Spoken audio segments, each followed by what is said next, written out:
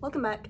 So we're finally in book 2 and we're finally meeting Margarita of the Masters of Margarita. As it turns out, the night that she was going to return to the master, her husband didn't come home when he said he would, so she decided to go the next morning, and he wasn't there. He had already left. So she felt like it was too late, and so she went back home, back to her husband. And one night she has a dream about him, and so she felt that they were going to see each other again. So the next morning, after having that dream, she decides to go on a walk. But before she leaves for the walk, she has a conversation with her housemaid, and the housemaid is telling her what happened after the seance the night before at the theater, how all these women were just in their bloomers. And then whenever Margarita gets on the trolley, she hears somebody talking about a head getting stolen from a coffin that very morning. And then a funeral is passing by. The man next to Margarita tells her that it's Berlioz, that it's his funeral, and that it's his head that went missing that morning. This man turns out to be Azazello, and he's sitting with the redhead, which her name is Hella. Azazello ends up telling Margarita that a foreigner wants to speak with her as regarding the master. Azazello tells her that she needs to put on this specific cream the night that she's gonna go see him. She's kind of hesitant at first, but she agrees to go meet with this foreigner. So it's getting to be that time where Margarita needs to meet with the foreigner. So she gets the cream that Azazello gave her on the bus, and she puts it on, and she suddenly becomes a witch. She looks like she's back in her 20s, and she looks youthful, and she is glowing. This is the first time in a long time where she actually feels free. So she writes a note to her husband saying, "Forget me, I'm leaving you. It's time for me to go." Natasha walks in, and she has like some clothes for Margarita, but Margarita says like, "You can keep them. You could take whatever you want, but don't take anything valuable because I don't want you to be accused of stealing." And then her downstairs neighbor is coming home, and she tries to get his attention, but he ignores her. She gets a call from Azazello, and he says it's time for her to go, and whenever she's flying over the gate to yell invisible, and that she'll turn invisible, and she needs to meet she's going to be meeting the foreigner at the Moscow River. By the way, she is naked. She finds something to put on, and she puts it on. Before she actually leaves, a broom is like knocking on the door, and she grabs the broom, she jumps on it, she says her farewells to everybody, and she's on her way to the river. I forgot to mention this, so I'm adding this in, but before she goes over the gate, the clothes that she had put on, she just took them off and just let them fall to the ground, and so she's back to being naked. So she's naked, on her way to the river to go meet with the foreigner. She's flying over Moscow, and she goes and she breaks something made out of glass. So now this thing in the sky just popped. Glass is flying, like falling down from the sky, and she's watching people like run for safety, and she's having like the time of her life. Okay. And then she sees like a newly constructed building, and it's called the Dromlet House. She sees the name of the main critic who shunned the master's work, Latunsky.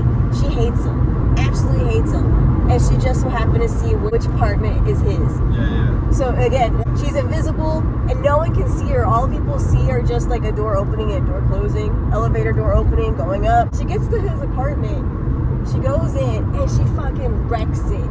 She's breaking everything. She has faucets going, and she's just having fun. She's being free. And so it gets to the point that the water is going through and is going into his housekeeper's apartment, which lives below him. And this housekeeper also hears everything that's going on. So she goes up and she's knocking on the door. And then that's when Margarita decides, okay, I had my fun, time to go. So she gets on her broomstick, she's leaving, and she decides to break the window. And she decides to break the window next to that window. And she decides to break all the windows on the 8th floor. And then she breaks all the windows on the 7th floor. And then she keeps going. And again, no one can see her. All people see are these windows breaking for no reason. Right. And then she gets to a certain apartment, and she sees a little boy in there. He's crying for help. And she realizes the parents left him. They just left him. So she stops what she's doing. She goes in and she comforts him.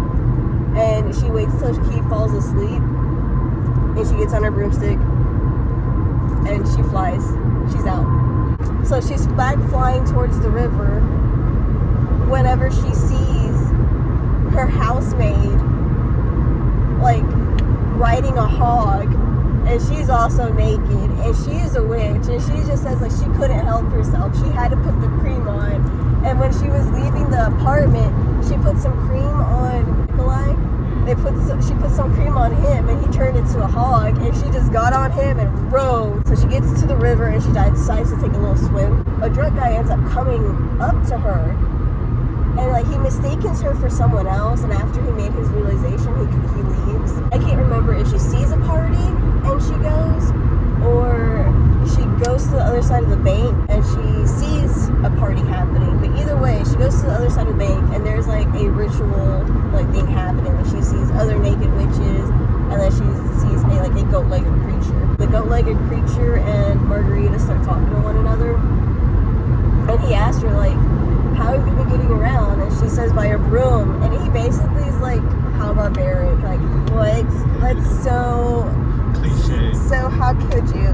So he kind of like hails a cab, and a flying car like comes, and like they get in and they go back into the town, and they end up in Berlioz's apartment. And when she walks in, like Korovit tells her that there's gonna be a ball being held by the foreigner, and he would like for her to be the hostess, and she agrees. So Korovit takes her into a room where she sees Wolin's entire little crew. In the candlelight, she sees Wolin for the first time. Yeah. So while they're talking, Azazello says that there's a woman and a hog at the door, and Margarita says that it's her housemaid, and the hog is her downstairs neighbor, Nikolai. And Wolin says, yeah, they can come in, let him stay. They're getting ready for the ball that's supposed to be at midnight, and Hella and Natasha are helping her get ready, and they're helping her get ready by pouring blood all over her body, all over her naked body. And then Korovit comes over. It's a picture of a black poodle around her neck. I don't remember the reason why, but I remember he just puts it on. And Behemoth and Korovit are both telling her how she needs to act at this ball. They're telling her that she has to look like she's having a good time, like always constantly smiling. She has to give everybody attention, no matter what. Like she's meeting all these people who are literally from hell, and by the end of it, like she is so exhausted that she just faints, and Hella and Natalia have to revive her. Margarita goes into another ballroom where Wola makes his appearance, and he has a guest with him. His name's Baron, and Baron helped Wolin get settled in Moscow. Like he helped him set up his entire trip to Moscow. But Wolin thinks that he's a spy, so he kills him. Fills up a cup of his blood, he drinks it, he gives it to Margarita, she drinks it, and just as fast, like, it's gone. Party ball's over, and she's in the apartment that they were in, and she held up her side of the bargain. Now it's time for him to do it, but she's kind of scared to ask. So instead, like, she just kind of plays off that she's gonna leave, and said she has nowhere to go, she's just gonna go drown in the river. And Wolin's like, speak up, like, what do you say what you want to say? What do you want? She has the opportunity to, ask for something. And you would think that she would say, like, I want to be with the master. But instead, she says she met a guest at the ball. And this guest, I think her name was Frida. She had killed her baby with a handkerchief, and so her hell, that Frida's hell, is that every morning she wakes up and the handkerchief is there, and she always tries to get rid of it, but when she wakes up it always comes back. So that's her hell. And Margarita asked for them to stop tormenting her. Olin brings Frida in, and Margarita forgives her. She said, "You're done. Like you've paid your dues. The handkerchief isn't going to torment you anymore." Frida thanks her and she leaves. And Wola says, "Okay, well, you did that yourself. You can still ask me for something." And she asked for the master. And the master appears in his hospital gown. Both of them together, they asked to go back to where they spent most of their time together, which was the basement of the cabin where he was writing this novel. Nolan says that nothing's ever going to be the same. But he tells him before he signs him to the basement is not to give up on his novel.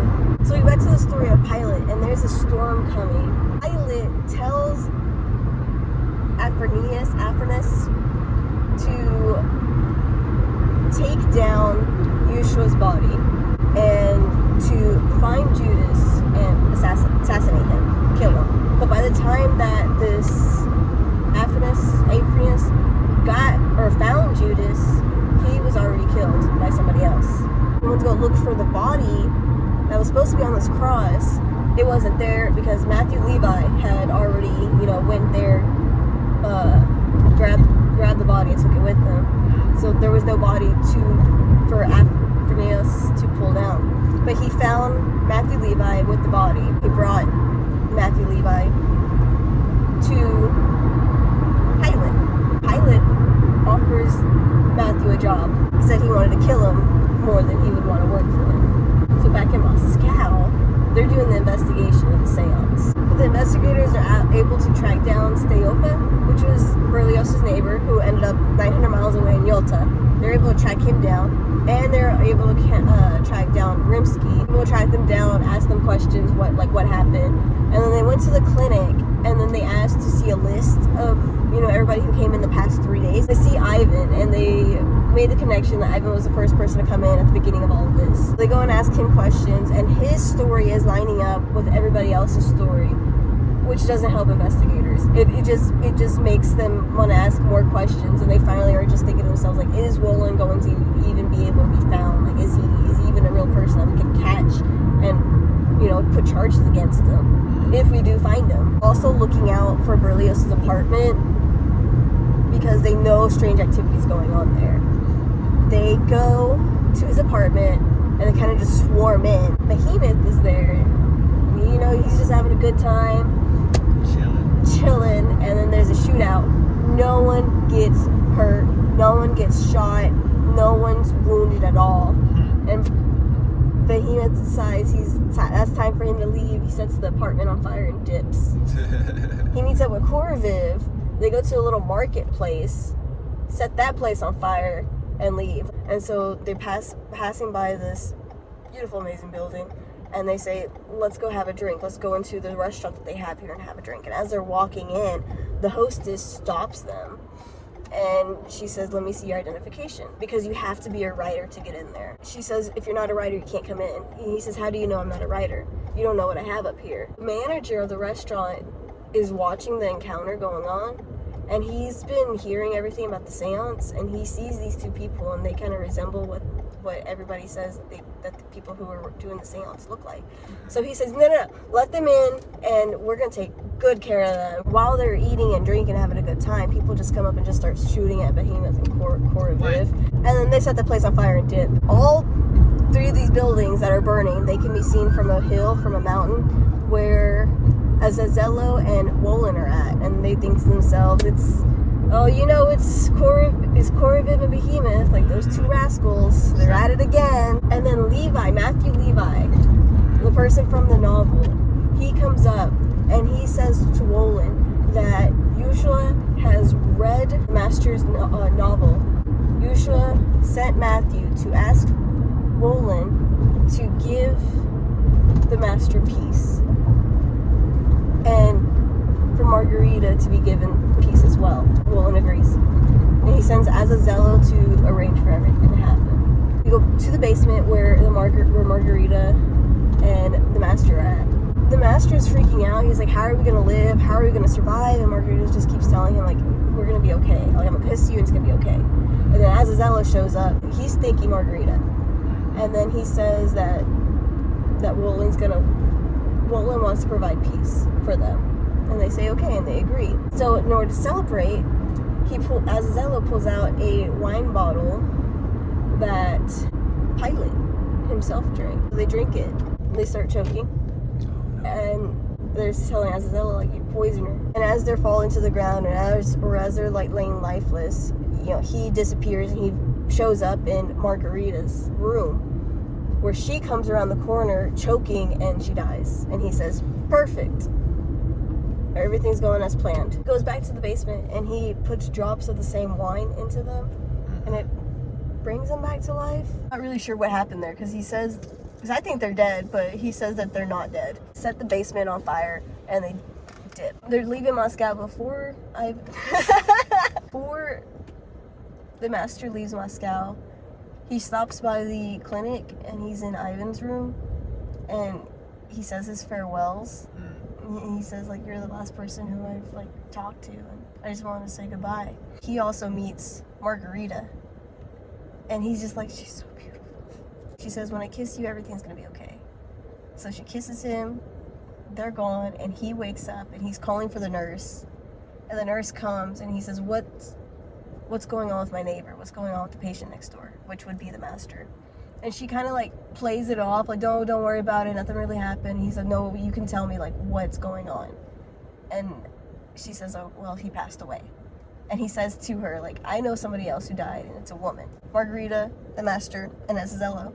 And they meet with Wolin, Behemoth, and Koraviv. They go into the light of the moon, where all of them are turned back to their original forms. And even the master has an appearance change. Like, after they're turned back to the original form, he goes and he sees Pilate. And he gives Pilate peace. He says, you're forgiven. I'm gonna start crying right now. Hold on. Hold back tears. But he forgives Pilate. And now, after like so many years, Pilate is able to sleep peacefully. It was so pretty to me. It was just like, oh, such a heartwarming moment for me. Back in Moscow, the investigators have no answers, nobody to blame, and they just say like, oh, it was just hypnotism, and everybody just thought of everything. Everybody was released from the clinic. Pretty much everybody who was in the clinic like resigned from the variety, except the only person that didn't leave the clinic was the barman, who ended up dying of liver cancer, which Wolin had predicted. And Ruka, who they couldn't find at all, just shows up, and he's working at the variety, but because he was a vampire and they turn him back to human, like, he's like not the same. He's not the same person at all. Yeah. And he's like very nice, he's very sweet, he's very timid, completely different person than what he used to be. Ivan, he kept his promise and he never wrote again. Instead, he became a history professor. Every full moon, just like Pilate, he can't sleep. Like, he's just restless about the whole thing happening. And he also always passes by a house where there's this man who's just like always upset, and he's just like crying, being upset, like, why didn't I go with Venus? I should have just stayed with her. I should have stayed with the naked witch. But that's the story of the Master Margarita. I think it was such a great book. It made me cry. 10 out of 10 book. Fuck yeah. I usually do 5 out of 5, but it's a 10 out of 10. Oh shit.